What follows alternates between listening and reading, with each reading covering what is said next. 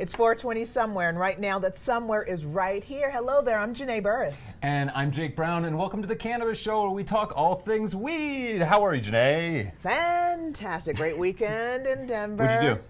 Well, super hot. I laid in the sun a lot. Other people complained. I loved it. Is that like LA? Is that you? I loved that warmth, that like stinging. I was like the only person outside tanning. That's what tripped me out. I was like, just me, Denver? Some of you need this.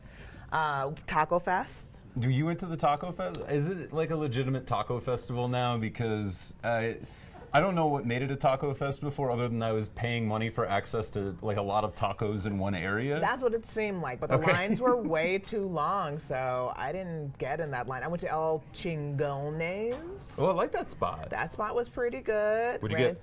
I got an enchilada, because, well, I got a taco. It was just all right. But the enchilada was banging. Wait, so the taco festival, was this at the taco festival, or did you leave the taco festival to go somewhere else for tacos and then got an enchilada? I did, okay, because it's still Colorado. It's a snow food. It's a hit and miss type of thing. I do like the tacos at Tacos de Mexico. Those are the only tacos I like. Shout out to Kristen Rand Van Horn for that sweet little spot. They are perfect. Yeah, that hidden gem that everybody loves. Gem with the long lines. 30 minutes to get tacos. Worth it, though. Well, that's like half a Denver brunch line. I mean, that's nice. Yeah, no mimosas, though. What about you? What have you been up to? Okay, my favorite tacos, Pinche Tacos, which stands for effing tacos. Can we say fucking on the show? Just did. All right. I'm into them, but then I also had, last night I had my first pigtail taco. So it's like a pigtail, and then they put crispy pig ear on it. And then I tried a new vegetable, jicama. Shout out to jicama, I'm a fan. Pronouncing it right, so that's a start. That's great. I'm just, a lot of people pronounce that one wrong. So I'm in. It was at this place called Senor Bear. It was mostly vegetables, so I was like, well, I can get some meat with my vegetables, and made it happen. That sounded good. Yeah. All right, let's get to our week in weed. Okay, so there's no Jeff Sessions, but New Jersey Governor Christie is back in the news after calling a hearing on marijuana legalization in his state a dog and pony show instead of his preferred steak and bacon show. Now, the proposed bill would allow adults many options to consume cannabis, including possession of up to 1 ounce of flower, but it seems ripe for veto as Christie continues to claim marijuana is a quote-unquote gateway drug.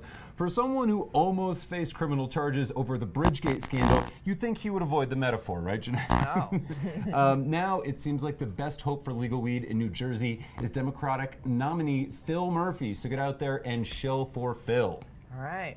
A 21-year-old Colorado Springs man attempted to test the limits of Amendment 64 when he decided to whip up a batch of hash oil in his parents' laundry room / basement apartment.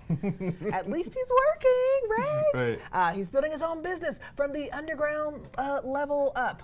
The Colorado Supreme Court has ruled that hash oil extraction is more than mere manufacturing and requires licensing. After spilling butane and causing an explosion which lit the floor on fire, young Austin Joseph Lent was arrested and charged with arson and contributing to the delinquency of a minor. Now, this part sticks out of my head. I'm guessing the minor was maybe his 17-year-old girlfriend, because what's cooler than a drug manufacturing boyfriend with his own basement apartment when you're 17, right? I'm guessing that's what happened. Nothing's cooler than that. Let's end it at that. You're pretty cool, dude. You're pretty cool. I mean, listen, the lesson is don't ever blast indoors. How many places need to blow up before we figure this out, dummies? Yeah. Staying with the crime beat, an Illinois mailman was busted for double dipping on the government's dime, selling dime bags to people on his routes. He even had the perfect excuse when a drug dog barked at him, right? Like, he's like a mailman. All dogs bark at me. That's genius. It's kind of genius. It was kind of genius. No, it was neither rain nor sleet, but a van across the street that busted Christopher Baxter when he was under surveillance doing old school hand-to-hand drug deals on his route. When confronted, he told them he had a, quote, pound of weed, and it's also found with the drug dealer starter pack of plastic bags, digital scale, and heat sealer. Expect him to receive lots of letters from prison pen pals. Oh, man. Okay, Saudi Arabia's #1 country music artist, Toby Keith. Why is that a thing? Yes, I don't really know if that's a credit or a dig. I don't know if somebody's trying to insult him with that. But he's finally landed upon a new hit in Willie's red-haired what is that? Sensimilla? Sensimilla. I mean, there's a lot of different pronunciations. Really? I go with the more colloquial Sensimilla. Oh, okay. I don't know. Ask Sublime If Jake Browne fans. says it's Sensimilla, it's Sensimilla, I think. Sensimilla is his muse, okay? The title song, Wacky Toback-y, might lead you to suspect Keith is an inexperienced consumer or a narc. Because who still calls it Wacky Toback-y besides usher board members at my church?